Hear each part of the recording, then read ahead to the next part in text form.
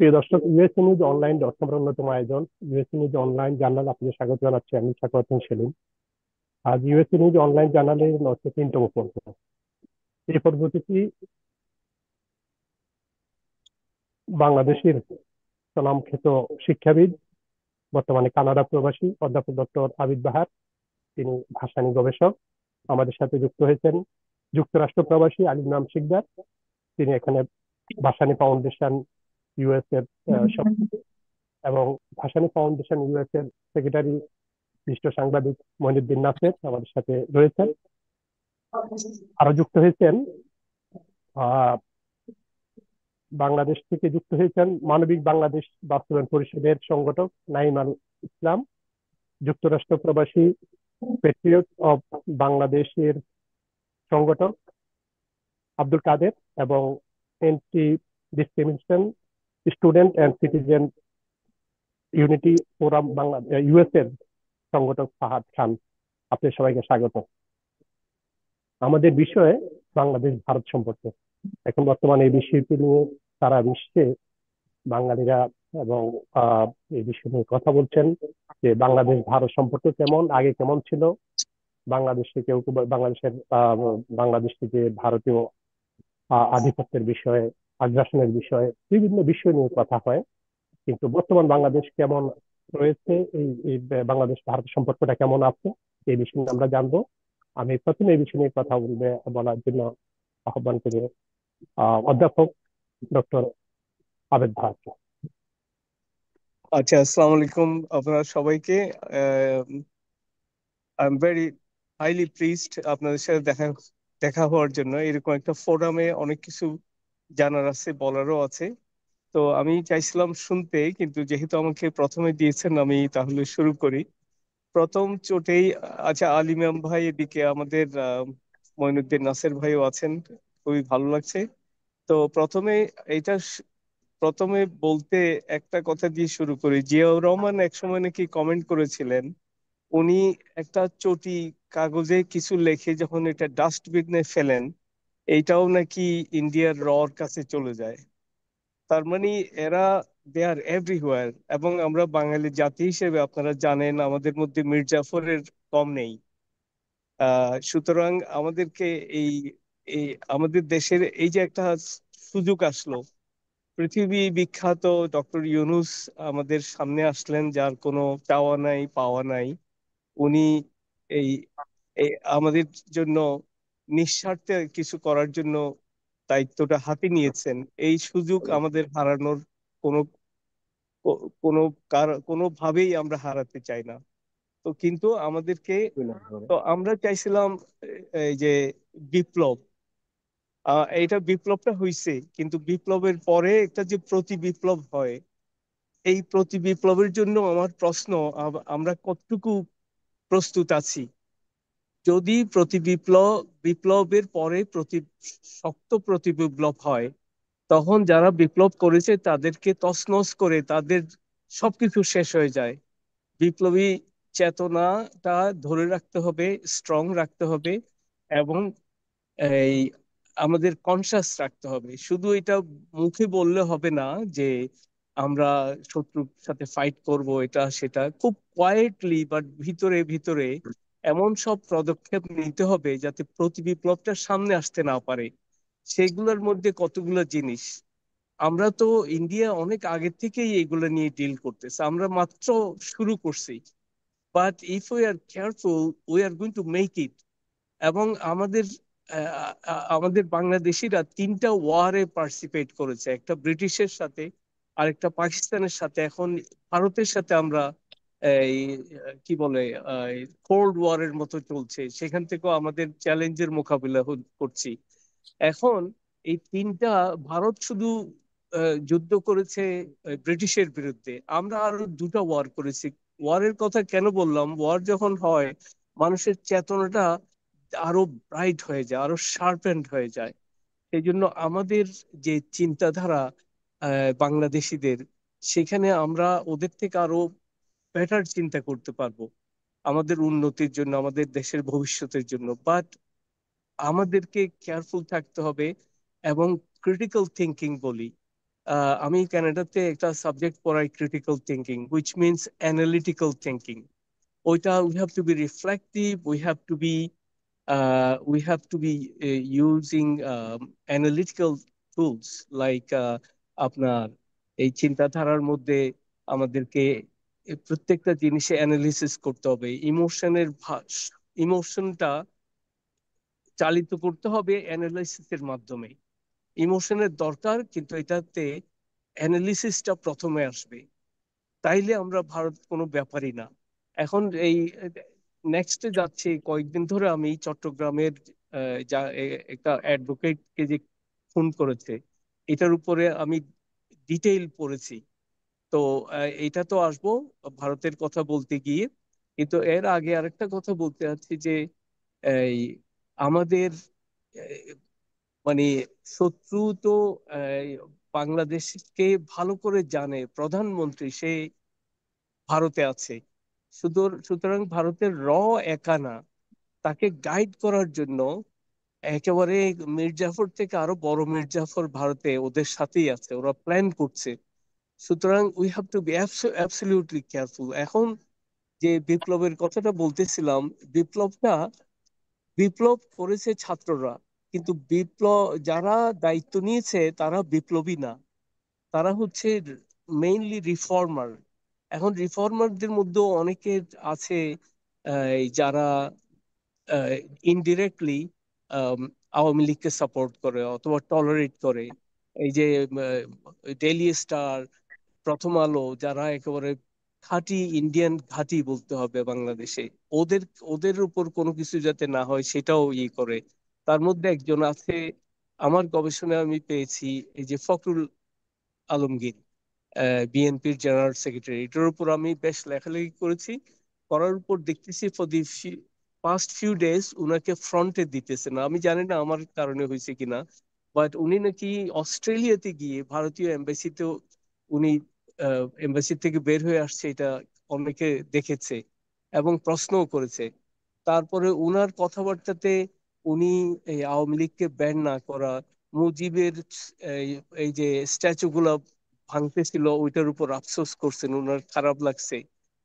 দেখতে হবে, এটা এখানে বলে ডবল এজেন্ট। আপনার জার্মানি যখন একসাথে ছিল, ওদের মধ্যে বিরোধী পার্টিতে সাংঘাতিক কড়া কড়া বক্তৃতা দিত। ওদের কেমনে জানি ধরে ফেলছে, এই আহ, এই যে আপনার চ্যান্সেলরের যে সেক্রেটারি, সে ছিল ডবল এজেন্ট। একটা ভুল করে ফেলছে, সেখান থেকে পেয়ে গেছে, সে রাশিয়াকে সাপ্লাই করতো সব ইনফরমেশন। আমাদের মধ্যে কে ডবল এজেন্ট, কে কি, এটা বোঝা খুব মুশকিল। যেমন ফারহাদ মাজার, এই একটা কিলার, এই চিন্ময়, ওর অ্যাসোসিয়েটরা প্ল্যান করে অ্যাটাক করছে, আমাদের দেশের ল এন্ড অর্ডার সিচুয়েশনকে ডিফাই করে, অবমাননা করে কোর্ট বিল্ডিং এ একটা লোককে খুন করলো, অনেকে আহত করেছে। এই লোকের সাথে, এই যে চিন্ময়ের সাথে দেখা করতে গেছে এই ফারহাদ মাজার, সে বাসাতে রাখে এই কি বলে একটা হিন্দু দেবী, ফর এটা কি বলে যা লাখের জন্য। এবং সাংবাদিক প্রশ্ন করতে বলছে, দেখেন না আমি কি বিশ্বাস করি, আপনি দেখেন না এখানে এই ইয়েকে, হিন্দু দেবীকে, সরস্বতীর মূর্তি রাখে। এখন আপনি কি করবেন? এই ডক্টর ইউনূসের সামনে দাঁড়ায় যেমন তেমন করে কথা বলতেছিল, সেই তাকে কে পারমিশন দিয়েছে এই খুনিকে, চিন্ময় দাসকে ডিফেন্ড করা? তো এত চিন্ময় দাস তো যখন তাকে অ্যারেস্ট করে ভ্যানে তুলতেছিল, তখন সে বলছে তোমরা চালিয়ে যাও, এই কথাটা বলছে, এবং পুলিশের ওই মাইক্রোফোনটা নিয়ে এই কথাটা বলছে। তার কিছুক্ষণ পরেই তো এই অ্যাডভোকেট সাইফুলকে খুন করলো। এবং যারা খুনি, এটা আপনাদেরকে আমি বলছি, শুনে রাখেন প্লিজ, যারা খুন করছে এরা হচ্ছে ওই মেথর পার্টির লোক, মেথর যারা ক্লিন করে, এরাও কিন্তু এই ইসকনের মেম্বার। এরা মাথায় যে হেলমেটটা দিয়েছে, এগুলো তো প্ল্যান্ড অ্যাকশন, এগুলা স্পন্টেনিয়াসলি হয়নি। তো এইগুলা, এটার কানেকশন দেখতেছি। এই যে ফারহাদ মাঝারও ওদের ডিফেন্ড করতেছে। আমাদের তো বিপ্লবের পরে, আপনারা জানেন, সব বিপ্লবের পরে আহ, কত লোক মেরে ফেলছে মানুষ, যারা বিপ্লবী তারা। ডক্টর ইউনূসের কারণে এটা হয়নি, which is a good thing, মৃত্যু হয়নি। কিন্তু এগুলো তো আমাদের এখন পিছনে লাগবে, যাদেরকে আমরা সরাতে পারিনি, গভর্নমেন্ট থেকেও সরাতে পারিনি, ওরা পাবলিক স্পেয়ারে সেই মাথা তুলে তুলতেছে। তো এটা তো আমাদের জন্য থ্রেট। এইটার জন্য বাংলাদেশ কতটুকু প্রস্তুত আমি জানি না। এবং আপনারা জানেন পশ্চিমবঙ্গ থেকে যারা এই যে মিডিয়া চ্যানেল, ওরা চিটাং এর কথা বলতেছে, এই উস্কাই দিতেছে, এটা একদিন হতেও পারে। সেই জন্য আমার কতগুলো সাজেশন আছে, আপনারা যদি বৈষম্যবাদী বিরোধী ছাত্রদের সাথে এরকম আলাপ হয়, আপনাদেরকে এটা তুলে ধরতে হবে। বাংলাদেশে আমাদের অনেক জনসংখ্যা, ইয়াং জেনারেশন অনেক, ওদেরকে ট্রেনিং দিয়ে রিজার্ভ ফোর্স ক্রিয়েট করতে হবে। 500,000 রিজার্ভ ফোর্স থাকলে এরা কিচ্ছু না, ট্রেনিং দিয়ে আপনি ওদেরকে রেখে দেবেন, ওরা ওদের জীবনের দৈনন্দিন কাজ করে যাবে। কিন্তু ওরা আমাদের স্ট্রেংথ। যদি বাংলাদেশ অ্যাটাক করে ইন্ডিয়া, আমরা ওদেরকে সাথে সাথে ছেড়ে দেবো। ওরা ওই আসামে ঢুকে পড়বে, রেবেলদের সাথে জয়েন করবে, এই রোহিঙ্গাদের সাথে জয়েন করবে, এই চীন হিলসে যারা আছে রেবেল, ওদের সাথে জয়েন করবে। পুরো আমাদের তো এটা ফিউচারে দখল করে ফেলতে পারবো, এই যে আসাম আর পার্বত্য এলাকাগুলা। তো এইটা আমরা শুধু বসে আছি, শুধু বক্তৃতা দিতেছি, আমাদের অ্যাকশন হইতেছি কিনা। তো এই আমরা যদি অনেক লেট করে থিঙ্ক করতে করতে, এর মধ্যে দেখবেন যে ওরা করেই ফেলছে, হয়তো চিটাং অ্যাটাকই করে ফেলতে পারে। সেই জন্য without wasting any time we have to train people. আমাদের ইয়াং জেনারেশনকে ট্রেনিং দিয়ে চুপে চুপে, সব কথা কম কাজ বেশি, এদেরকে রেডি করে রাখতে হবে। জি, হাফ তাহলে মিলিয়ন। আমি স্যার আবার আপনার কাছে আসবো, আমরা আমাদের অন্যদের কাছে একটু শুনে আসি। জি জি, আমার আমার কথা শেষ। আমার কিছু বলা থাকলে পরে বলবো। না, গো অবশ্যই হেড আপনি প্লিজ। বলবেন, আরো বলবেন, আমরা একটু সবাই থেকে একটু শুনি, তারপর আবার আপনার কাছে আসবো। জি। আমরা বাংলাদেশ থেকে একটু ঘুরে আসি। মানবিক বাংলাদেশ বাস্তবায়ন পরিষদের সংগঠক নাইম আল ইসলাম। জি, আপনি বলুন। কি নাম? নাইম আল ইসলাম। নাইম আল ইসলাম। Thank you. জি, আনমিউট করে বলবেন। জি, আসসালামু আলাইকুম। প্রথমেই ধন্যবাদ জানাচ্ছি যে উপস্থিত আমার সম্মানিত অতিথিবৃন্দ যারা আছেন, এবং এই লাইভটি পরবর্তী যারা দেখবেন দর্শকবৃন্দ, সবাইকে আমার পক্ষ থেকে, মানবিক বাংলাদেশ বাস্তবায়ন পরিষদের পক্ষ থেকে ধন্যবাদ। আহ আবারও কৃতজ্ঞতা প্রকাশ করতেছি যে আমাকে এরকম একটা প্ল্যাটফর্মে কথা বলার সুযোগ করে দেওয়ার জন্য, গুণীজনের সামনে কথা বলার সুযোগ করে দেওয়ার জন্য। আসলে আজকে যে বিষয়টা, ভারতীয় আগ্রাসন বা ভারতীয় যে ওদের যে আমাদের ওরা যে আগ্রাসন গুলো চলমান, আগ্রাসনের বিরুদ্ধে আমাদের অবস্থান বা ভারত বাংলাদেশের যে অবস্থানটা, সেইটার বিষয়ে আহ প্রথম বিষয় হচ্ছে যে ভারতীয় আগ্রাসন বা ভারতীয় যে আসলে কি আমাদের বন্ধু কিনা না শত্রু, এটা আসলে আমাদের বুঝতে হবে। আর এটা বোঝার জন্য আমাদের বেশি কিছু করতে হবে না, আমাদের প্রিভিয়াস কিছু ঘটনা, প্রিভিয়াস কিছু ইতিহাস যদি আমরা ঘাটাঘাটি করি, তাহলেই আমরা বুঝতে পারবো। আমি ছোট্ট একটা লাইন দিয়ে কি বলি, যে আমাদের মাওলানা আব্দুল হামিদ খান ভাসানী, উনি একটা উক্তি, উনি একটা কথা বলেছিল যে যে প্রজন্ম বুঝতে পারবে যে ভারত আমাদের বন্ধু নয়, শত্রু, সেই প্রজন্মই জাতির শ্রেষ্ঠ প্রজন্ম। মাওলানা আব্দুল হামিদ খান ভাসানীর তার নিজের একটা উক্তি এটা। তো এইটা আসলে মানে একদম রিয়েলিটি, যেটা যে এটা বাস্তব কথা, যে আমরা যদি আদৌ বুঝতে পারি যে ভারত আমাদের প্রকৃত বন্ধু নয়, ভারত আমাদের প্রকৃত বন্ধু কোনো সময় ছিল না। তারা আমাদেরকে ব্যবহার করার জন্য, তাদের স্বার্থের জন্য আমাদেরকে ব্যবহার করেছে। সেটা সেই 1971 সালের যুদ্ধের সময় যদি আমরা দেখি, তার পরবর্তী সময়গুলো যদি আমরা দেখি, যে তারা আমাদেরকে ব্যবহার করেছে শুধু তাদের স্বার্থের জন্য। তাদের স্বার্থের জন্য তারা আমাদেরকে শোষণ করেছে, আমাদের নির্যাতন, মানে পলিটিক্যাল নির্যাতন, আন্তর্জাতিক ভাবে নির্যাতন, চাপ প্রয়োগ, শুধুমাত্র তাদের স্বার্থের জন্য। সর্বশেষ আমি নিজে একজন ভিকটিম। আমি 2021 সালে যখন বাংলাদেশে মোদি সরকার মোদি আসে বাংলাদেশে, তখন মোদি বিরোধী একটা আন্দোলন হয় বাংলাদেশে। তো তখন আমি নিজে 2021 সালে শাপলা চত্বরের ওইখানে আমি নিজে ইনজিওর্ড হই এবং ওইখান থেকে আমি অ্যারেস্টেড হই। অ্যারেস্ট হওয়ার পর আমার 7 দিন 8 দিনের মতো আমি কাস্টডিতে ছিলাম, তারপর আমার জামিন হয়। জামিনে পাই। সেই মামলা আমি দীর্ঘদিন আমার সেই মামলাটা চলছিল। পরে মামলা থেকে আমার অব্যাহতি পাই। তারপরে আন্দোলন সেই 18 থেকে কোটা আন্দোলন যে শুরু, তারপর থেকে আন্দোলন এবং লাস্ট 2024-এর যে বৈষম্য যে আমাদের যে আন্দোলন হলো, সেই আন্দোলনে আমি 3-4 বার ইনজিওর্ড হই এবং আমার পায়ে এখনো গুলিবিদ্ধ, সেই ক্ষত নিয়ে আছি। আমার কিছুক্ষণ আগে যে স্যার উনি খুব সুন্দর কিছু কথা পয়েন্ট বলছে এবং কিছু সমাধান মানে কিছু সমস্যা এবং কিছু সমাধানও বের করে দিছে। আমি স্যারের সাথে পুরোপুরি একমত। আমি আহ বাংলাদেশে যে আমরা যে আন্দোলনটা হয়েছে বিপ্লবের মাধ্যমে একটা বিজয় হয়েছে, কিন্তু সেই বিপ্লবের পরে যে প্রতি বিপ্লব হতে পারে সেই প্রোটেকশনটা আসলে বা সেই প্রচেষ্টা প্রোটেস্ট করার জন্য যা দরকার সেটা আদৌ আমরা মনে হয় ক্যারি করতে পারিনি। আমি বাংলাদেশে থেকে আমি যা ফিল করি, আমি আমার প্রতিনিয়তই হয়তো বৈষম্য বিরোধী ছাত্র আন্দোলন যে নেতারা আছে সামনে, তাদের সাথে আমার আলাপ আলোচনা হয়, কথাবার্তা হয়, আরো কিছু ব্যক্তি যাদের সাথে কথাবার্তা হয়, মানে সেই জিনিসটা এখন পর্যন্ত তৈরি করতে পারেনি বা তৈরি হয়নি। সেখানে অনেক ইস্যু আছে। তারপরে আমাদের যে মেইন যে একটা ইস্যু, যে ইউনূস, আমাদের যে ডক্টর মোহাম্মদ ইউনূস সরকার বা ইউনূস স্যার আছে, উনি আসলে কাজ করতে চায় কিন্তু কাজের ক্ষেত্রে কিছু সীমা মানে বাধা পাচ্ছে। সেই মেইন বাধাটা আমি যদি বলি, আমলাতান্ত্রিক কিছু জটিলতা বা আমলাতান্ত্রিক বাধাগুলো তার জন্য মেইন একটা ফ্যাক্টর হয়ে দাঁড়াচ্ছে।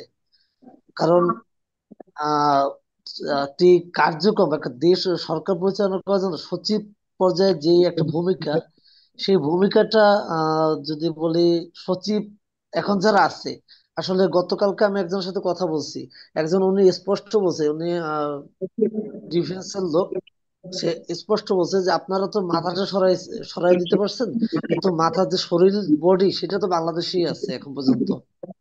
মানে সে বোঝাচ্ছে যে শেখ হাসিনাকে, স্বৈরাচার হাসিনাকে আমরা আন্দোলনের মাধ্যমে বিতাড়িত করছি বা একটা বিপ্লবের মাধ্যমে আমরা স্বাধীন বিজয় অর্জন করছি, কিন্তু তার যেই 18 এই দীর্ঘ 15-16 বছরের যে দুর্নীতি এবং যে তারা দেশে গোপন করে রেখে গেছে, সেগুলো তো আমরা এখনো সরাতে পারিনি। এগুলো সরানোর জন্য আমাদের একটি সুষ্ঠু পরিকল্পনা দরকার। এর পাশাপাশি হাসিনা, যে খুনি হাসিনা, স্বৈরাচার হাসিনা, সে ভারতে বসে তার এমপি, পলাতক খুনি এমপি মন্ত্রীদের নিয়ে যে ষড়যন্ত্র, একটার পর একটা ষড়যন্ত্র করে যাচ্ছে দেশের বিরুদ্ধে, দেশের আমাদের সার্বভৌমত্ব মানে বিরুদ্ধে গিয়ে যে ষড়যন্ত্রগুলো করে যাচ্ছে, সেগুলো আমাদের ঐক্যবদ্ধ হয়ে লড়াই করতে হবে। আর আমি একটা যেটা বিশ্বাস করি, যে আমরা বিরোধিতা না করে আমরা সমালোচক হই। এই সরকারের বিরোধিতা আমরা করব না, আমরা সমালোচক হয়ে এই সরকারের পক্ষে থেকে আমরা এই সকল ষড়যন্ত্রকে রুখে দাঁড়াবো এবং আমরা একটি মানবিক বাংলাদেশ বাস্তবায়নের জন্য আমরা কাজ করব সকলে মিলে। জি, অনেক ধন্যবাদ আপনাকে। ধন্যবাদ। আমরা আবার সাংবাদিক মইনুদ্দিন নাসির ভাইয়ের কাছে যাই। আমি সাংবাদিক ছিলাম, এখন আমি সাংবাদিক নাই। থ্যাংক ইউ তারপর এই করার জন্য। আপনার ওই যে আমি বাহার ভাইয়ের কথা ভালোভাবে শুনেছি এবং নাইম আল ইসলামের কথাও আমি ভালোভাবে সরাসরি প্রথমবারের মতো শুনেছি। তার ওনার তো বিভিন্ন ইয়েতে আমি দেখি যে ইউটিউবের বিভিন্ন বার্তাগুলো দেখি। তা আজকে যেটা বললেন, মানে যেটুকু বলেছে সেটাতে অনেক কিছু শেখার আছে, অনেক কিছু বোঝার আছে। তো আমি আপনাকে আমি কতগুলো কথা, যে কথাগুলো ও, মানে অ্যাকচুয়ালি বাংলাদেশে এখন আলোচনা হয় না, কিন্তু এগুলো সামনে নিয়ে আসা অত্যন্ত জরুরি। কারণ ভারত বাংলাদেশের সম্পর্ক, এটা যদি যেটা বলা হয়, সেটা বেসিক্যালি ভারত বাংলাদেশের সম্পর্ক মানে হচ্ছে যে এই ভারতের বাংলাদেশ ভারতের অধীনস্থ থাকবে কিনা, এই প্রশ্নের উত্তর। এই প্রশ্নের উত্তরটা যদি আপনার মানে হয়, তাহলে আপনার ভারত বাংলাদেশের যে সম্পর্ক সেটা আপনার ইয়ে হবে। যেমন ধরেন যে বাংলাদেশে যে রামায়ণ মহাভারত কিন্তু অরিজিনালি সংস্কৃতিতে লেখা। সেই রামায়ণ মহাভারত হচ্ছে যে ভারতের মেইন আপনার ধর্মীয় ধর্মগ্রন্থ। এটা মানে ওইটা ওই ওই রামায়ণ মহাভারতের মিথ গুলোকে তারা ইয়ে করে। এই রামায়ণ মহাভারত কিন্তু সাধারণ হিন্দুরা পড়তে পারত, সাধারণ বাঙালি হিন্দুরা তো নাই। কারণ বাংলা ভাষায় এই রামায়ণ মহাভারত কিন্তু অনুবাদ করেছে নসরত শাহের আমলে। মুসলমান যিনি শাসক ছিলেন চট্টগ্রামের, সেই নসরত শাহের আমলে আপনার মানে রামায়ণ মহাভারত অনুবাদ হয়। এবং এর আগে কিন্তু ভারতে কোনো সময় পশ্চিমবাংলায় রামায়ণ মহাভারত বাংলায় অনুবাদ হয় নাই, এবং কোনো বাঙালি যারা হিন্দি জানতো না বা সংস্কৃতি জানতেন না, তারা কেউ রামায়ণ মহাভারত পড়তে পারে নাই। তাই কাজেই মুসলমানদের হাতে এই যে বাঙালি হিন্দুরা এবং মানে যারা তারা কিন্তু ঋণী। এটা চট্টগ্রামে আপনার মানে এটা কৃতিত্ব নিতে পারে। এটা কিন্তু এই ইতিহাসগুলো কিন্তু মুছে যাচ্ছে যখন শাহজালাল সাহেবের আমল থেকেই এটা যে সমস্ত অনেক কথা অনেক কাহিনী সেগুলি মুছে যাচ্ছে। এই একটা কথা আমাদের আমাদের লক্ষ্য রাখা উচিত যে এই হিন্দুদেরকে হিন্দু বানানোর ব্যাপারেও মুসলমানদের অবদান আছে। সেটা হচ্ছে যে এই ভারতের সাথে সম্পর্ক মানে হচ্ছে হিন্দু শাসকদের সাথে, ভারতের হিন্দু শাসকদের সাথে সম্পর্ক। সেই সম্পর্ক আমি বলতে চাই যে বাংলাদেশের বাংলাদেশের মানে মুসলমান শাসকরা সেই সময় যদি ভারতীয় হিন্দুদেরকে পৃষ্ঠপোষকতা না করতো, তাহলে ভারতীয় শূদ্র বা লো কাস্টের হিন্দুদের কোনো অস্তিত্ব থাকতো না। এটা বোঝা উচিত। চিন্ময় বাবুকে এটা জানে কিনা আমি জানি না। এটা এই এই আরেকটা জিনিস বলা হয়েছিল যে শেখ হাসিনা, আমরা মানে জানতাম যে শেখ হাসিনার পতনের পর শেখ হাসিনা কেন ক্ষমতা ছাড়তে চায় নাই। শেখ হাসিনা ক্ষমতা ছাড়তে চায় নাই এই কারণে যে সে জানতো যে তার পতনের পর অন্তত কয়েক লাখ আওয়ামী লীগের লোকজন মারা যাবে। যেমন এই কথাটা কিন্তু সবাই এটা বলতো, যেমন ওবায়দুল কাদের সাহেব বক্তৃতার মধ্যে অনেকবার বলেছে যে এই সরকারের পতন হলে আপনারা বাঁচতে পারবেন না, লাখ লাখ লোক মারা পড়বে। এটা এটা ওবায়দুল কাদেরের কথা, আমার কথা না। সেই কিন্তু এই হাসিনার পতনের পর, ফেসিজমের পতনের পর, ফেসিবাদী এই মহিলা হিটলারের পতনের পর আপনার এই আওয়ামী লীগের লোক যেভাবে মরার কথা ছিল সেভাবে মরে নাই। যেভাবে যে লাখ লাখ লোক যে মরার কথা ছিল সেটা মরে নাই। এইটা ভারতীয় যারা হাসিনার পৃষ্ঠপোষকতা করছেন এবং হাসিনাকে দিয়ে বাংলাদেশের উপরে নাজায়েজ ফায়দা উঠার জন্য কসরত করছেন তারা, এবং যে তারা তাদের বোঝা উচিত যে এই সরকার এর পিছনে যারা আছে, যে শক্তিটা কাজ করেছে, সেই শক্তি লাখ লাখ লোক হত্যা করার মতো পরিবেশ সৃষ্টি করে নাই। তারপর এই যে চিন্ময় বাবু একজন মুসলিম উকিলকে মেরে ফেললো চিন্ময় বাবুর ঘটনা নিয়ে, সেটাও ই হয় নাই। ভারত বাংলাদেশের সম্পর্ক আর কি হবে? ভারত বাংলাদেশের সম্পর্ক হচ্ছে যে হিন্দু ভারতীয় শাসকদের সাথে বাংলাদেশের সম্পর্ক। এটা হবে যদি তারা বাংলাদেশের যে মানুষের মুসলমানদের যে স্বাভাবিক আচরণ, মুসলমানদের যে আপনার সাম্প্রদায়িকতা বিরোধী আচরণ, এটাকে যদি তারা স্বীকার করে নেয়, তাহলে তাদের সাথে বন্ধুত্ব হতে পারে। যে বাংলাদেশের মানুষের কিন্তু আচরণ সাম্প্রদায়িক, তারা চায় বাংলাদেশে মণিপুর বানাতে, তারা চায় বাংলাদেশকে নাগাল্যান্ড বানাতে, তারা চায় বাংলাদেশকে আসামি বানাতে, তারা চায় যে সেভেন সিস্টার গুলো আছে সেগুলোকে যেভাবে দলিত মথিত করে এবং ভারতীয় শাসক গোষ্ঠী বাংলাদেশকে সেভাবে দলিত মথিত করতে চায়। এটা সম্ভবপর না। এটা কোনোদিনই হয় নাই, আগেও হয় নাই। বরঞ্চ বাংলাদেশের কাছে তাদের শেখার অনেক কিছু আছে। শিখুন, আপনারা আরো ভালোভাবে শিখুন। যেমন যে শিক্ষায় ইউনূস সাহেব ক্ষমতা দখল করলে, ক্ষমতায় আসলে, ক্ষমতা দখল করেন নাই তিনি, যেমন আওয়ামী লীগের লোকেরা বলে যে তিনি ক্ষমতা দখল করছে, মিথ্যা কথা। এরা মিথ্যার জনক। এই মিথ্যার জনকদের বিরুদ্ধে আপনি মানে যদি দাঁড়ান, তাহলে আপনারা ই করতে পারবেন। আর আলামিন নাইম আল ইসলামের কাছে আমি তো অন্য কারোর সাথে আমার যোগাযোগ নাই, কোনো কিছু নাই। কাদের সাহেবের সাথে এখানে যোগাযোগ হয়। আপনারা যে ওইখানে যে বৈষম্য বিরোধী যে আন্দোলন করছেন, সেই বৈষম্য বিরোধী আন্দোলনের পরম্পরা কি, এটার পরম্পরা নির্ধারণ করেন। আপনারা এটা কিন্তু আপনাদের পক্ষে সম্ভবপর না।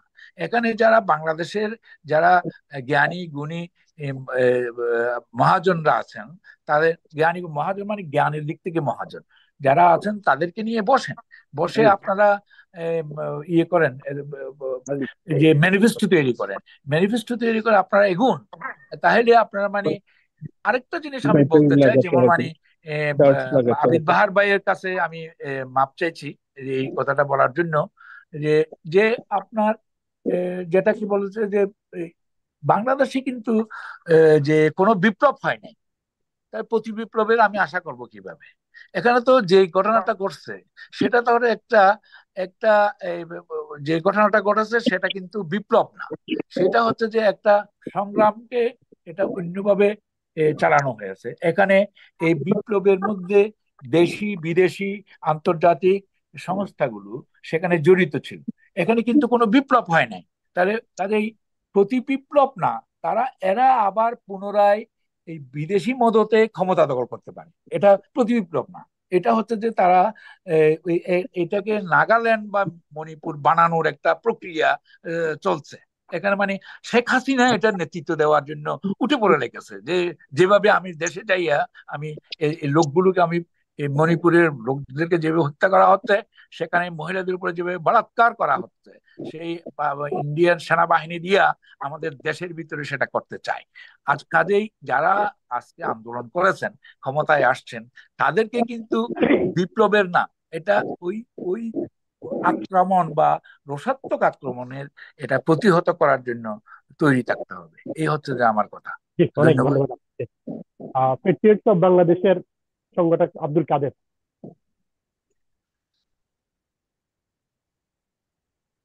জি, আনমিউট করুন।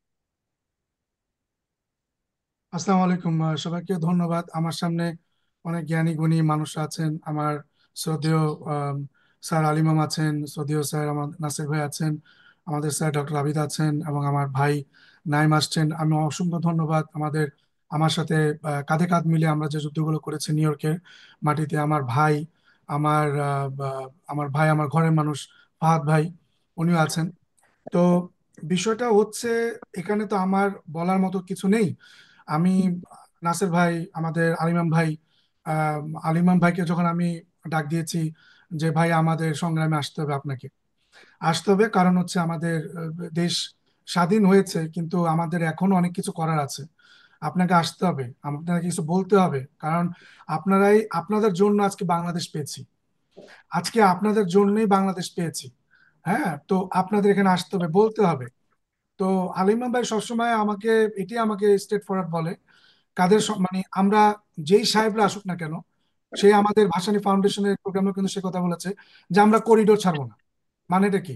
যে আমরা আমাদের নিজস্ব স্থান ভৌগোলিক, আমরা এই আমার এই পর্যায়ে আমাদের এই স্থানটা আমরা ছাড়তে চাচ্ছি না। তো আমি এখন বলতে যাচ্ছি যে কথাটাই, যে আমাদের যে মানবিক হোক বাংলাদেশ, আমাদের যে সংগঠন, যে পরিষদের আমাদের সামনের যে অগ্রযাত্রা, যে নির্বাচনে যে যাচ্ছেন আমাদের নাইমুল ভাই এবং আমাদের ওনার সংগঠনে যে যারা যারা আছেন, তো ওনারা এই বাংলাদেশটাকে মানবিক আকারে একটা রূপান্তরিত করতে যাচ্ছেন। কারণটা হচ্ছে যে বাংলাদেশ যে মানবিকের সাথে একটা ত্বরান্বিত একটা ভূমিকা পালন করছে, সারা বিশ্ব কিন্তু এটা জানে যে বাংলাদেশ মানবিকতার সাথে কাজ করছেন। আপনি যদি আমেরিকা দেখেন, লন্ডন দেখেন, প্রত্যেকটা জায়গায় আমরা কিন্তু বাংলাদেশিরা, আমরা যেভাবে যে সম্মান, যে কৃতিত্ব, যে ধরনের ভূমিকা পালন করে যাচ্ছি সারা বিশ্বে, আসলে যে আমরা মানবিক এবং মানবিকের যে একটা পদমর্যাদায় এবং মানবিকের যে একটা মানে গুরুত্ব রাখি, সেটাই এই মানবিক এই পরিষদ তারা কিন্তু এই সংগঠনটা নিয়ে কিন্তু কাজ করবেন এবং করে যাচ্ছেন। আমি বলতে চাচ্ছি, এখানে যেহেতু আপনারা আমাদের সামনে আছেন, এখানে আমার বলার কিছু নেই। আপনাদের আপনাদের কাছ থেকে আমরা শিখবো। আমাদের কথা হচ্ছে দাবি, এই আমি এবং ফাহাদ ভাই, আমরা এই যে আগামীকাল যে আমরা প্রটেস্টে যাচ্ছি, এই প্রটেস্টে যাওয়ার কারণটা হচ্ছেই আমাদের যে দাবিটা, সেটা হচ্ছে যে বিএসএফ কর্তৃক সীমান্ত যে আগ্রাসন, প্রোটেস্টটা কোথায় এবং করবেন? আমরা এটা বাংলাদেশ কনসুলেট, সরি, আমাদের ইন্ডিয়ান কনসুলেট জেনারেল যেটা নিউ ইয়র্কে, আমরা ওখানে যাচ্ছি। আমরা ওখানে গিয়ে আমরা প্রোটেস্ট করব। আমরা ওখানে আমরা যেই প্রতিবাদ জানাবো, সেটা হচ্ছে যে সময়টা বলবেন কয়টা থেকে? আমাদের প্রতিবাদ শুরু হবে সকাল 11টা থেকে বিকাল 5টা পর্যন্ত হবে। কারণ আমরা জানি যে উইকডেজে সবাই কাজে ব্যস্ত থাকে, এবং ওই সময় যে যা ভাবে পারে তারা আমাদের সাথে মানে যুক্ত হবেন। যেমন অনেক উবার ট্রান্সপোর্টেশন ভাইরা আছেন, বা যারা বিজনেস করেন ড্রাইভিং ট্রান্সপোর্টেশনে, তারাও বলেছেন যে ভাই আমরা আমাদের গাড়ি নিয়ে সময় পেলে আমি 1 ঘন্টা দূরে চলে আসব। মানে আমাদের ওই দিন আগামীকাল সবাই থাকবেন সকাল 11টা থেকে 5টা পর্যন্ত, এই জন্য যে আমরা ওনাদের পতাকাকে অবমাননা করতে আমরা এই শিক্ষা দিইনি। আমরা আমাদের এই যে বড় ভাইরা যারা আছেন, আমাদের বাবা মার যারা, আমাদের কোনো কান্ট্রির পতাকাকে রাস্তায় মেক করে এই কারণে আমরা এগুলো শিখতে চাইনি, আর আমরা করব না। আমরা প্রতিভা তাদেরকে এটাই জানাবো যে আমরা ভদ্র দেশ, আমরা সভ্য দেশ, যে আমরা চাই যে তাদের কাছ থেকে সম্পূর্ণ আলাদা হতে। আমরা তাদের কোনো আলু, চিনি, পেঁয়াজ, যেটা আমি ডক্টর আবিদ স্যারকে সেদিন বলেছিলাম, আমাকে ফোন দিয়েছে ব্রাজিলে একটা চিনির শিপমেন্ট তারা সেল করতে যাচ্ছে আমাদের কাছে, যে আব্দুল কাদের তোমরা চিনি নিবা কিনা, আমাদের কাছে চিনি শিপমেন্ট আছে। আমাদের চিনি প্রয়োজন নাই ইন্ডিয়ার কাছে, আলুর প্রয়োজন নেই, পেঁয়াজের প্রয়োজন নেই। হাজার হাজার মানুষ আমাকে ফোন দিচ্ছে, কারণ আমি এখানে ছোটখাটো বিজনেসে সম্পৃক্ত। আমাকে ফোন দেয় কত মন টন চিনি লাগবে, কত মন টন পেঁয়াজ লাগবে। তো সুতরাং ওই ধরনের প্রপাগান্ডা বাংলাদেশিরা শুনতে রাজি না। ওই ধরনের প্রপাগান্ডারা চিনির কস দেখাবে, আর কিছু দাদারা আছে আর টিভিতে দেখায় যে চিনি না হলে আমরা ভেসে যাব, পেঁয়াজ না হলে ভেসে যাব।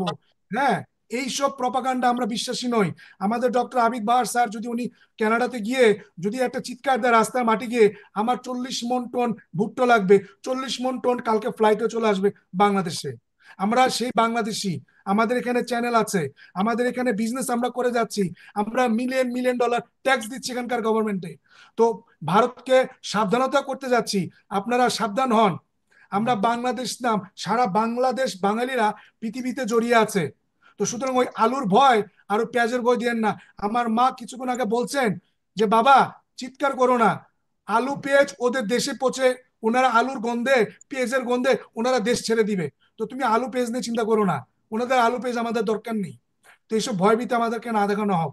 যে দাবিটা করব আমাদের সেলিম ভাই আপনাদের এই পোর্টালের মাধ্যমে, নাম্বার 1, বিএসএফ কর্তৃক সীমান্ত আগ্রাসন এবং বাংলাদেশি নাগরিকদের হত্যা বন্ধ করার জন্য অবিলম্ব ব্যবস্থা গ্রহণ। 2 নাম্বার, অবিলম্বে ভারতীয় মিডিয়া বাংলাদেশের বিরুদ্ধে ভিত্তিহীন অপপ্রচার বন্ধ করা। 3 নাম্বার, বাংলাদেশের সার্বভৌমত্বের প্রতি শ্রদ্ধা এবং এর অভ্যন্তরীণ বিষয়ে হস্তক্ষেপ না করা। 4 নাম্বার, বাংলাদেশের জনগণের বিরুদ্ধে তার কথিত অপরাধের বিচারের মুখোমুখি হওয়ার জন্য শেখ হাসিনাকে বাংলাদেশে হস্তান্তর করা। 5 নাম্বার, সমতা এবং ভাগাভাগি স্বার্থে ভিত্তিতে যে কোনো শান্তিপূর্ণ ও পারস্পরিক শ্রদ্ধা দ্বিপাক্ষিক সম্পর্কের নিশ্চয়তা। আপনার জায়গা আপনি বুঝিয়ে নিবেন, আমার জায়গা আমাকে বুঝিয়ে দিবেন। আপনি আমার জায়গা না গলাবেন না, আমিও আপনার জায়গায় না গলাবো না। 6 নাম্বার, ফারাক্কা বারাজ সমাধান করতে হবে। আমাদের স্যার আলিমান আছেন, উনি বলবেন। আমাদের 3 নাম্বার, তিস্তা নদী সমাধান করা। 8 নাম্বার, 7 সিস্টার কে আমরা দি গ্রেট বাংলাদেশের সরকারের অংশগ্রহণে অংশীকৃত হতে হবে। ধন্যবাদ আপনাদের সবাইকে। জি, অনেক ধন্যবাদ আব্দুল কাদের। এবার আমরা যাব ফাহাদ হাসানের কাছে। ফাহাদ হাসান। ধন্যবাদ সম্মানিত অতিথিবৃন্দ। সেই সাথে ধন্যবাদ ইউএসএ নিউজ অনলাইনকে আমাকে এখানে যুক্ত করার জন্য। তো আজকে ইউএসএ নিউজ অনলাইন যে বিষয়টা উপস্থাপন করেছে সেটা হচ্ছে ভারত বাংলাদেশ সম্পর্ক। তো স্বাধীনতার 53 বছর পরেও ভারত বাংলাদেশের সম্পর্ক নিয়ে আমাদের কথা বলতে হয় কেন? তারা তো আমাদের প্রতিবেশী, তারা আমাদের নেইবার ফার্স্ট। যদি ভারতের নীতি কিন্তু পররাষ্ট্র নীতিতে নেইবার ফার্স্ট, বাট যখন মোদী সরকার ক্ষমতায় আসে তখন করে। কিন্তু তারা কি আসলে নেইবার ফার্স্ট নীতিতে আছে? নাই বলেই কিন্তু আমরা আজকে ভারতকে নিয়ে কথা বলতে হয়। 1971 সালে স্বাধীনতা যুদ্ধে তারা আমাদেরকে সহযোগিতা করেছে, কিন্তু সেই সহযোগিতা কেন করেছে?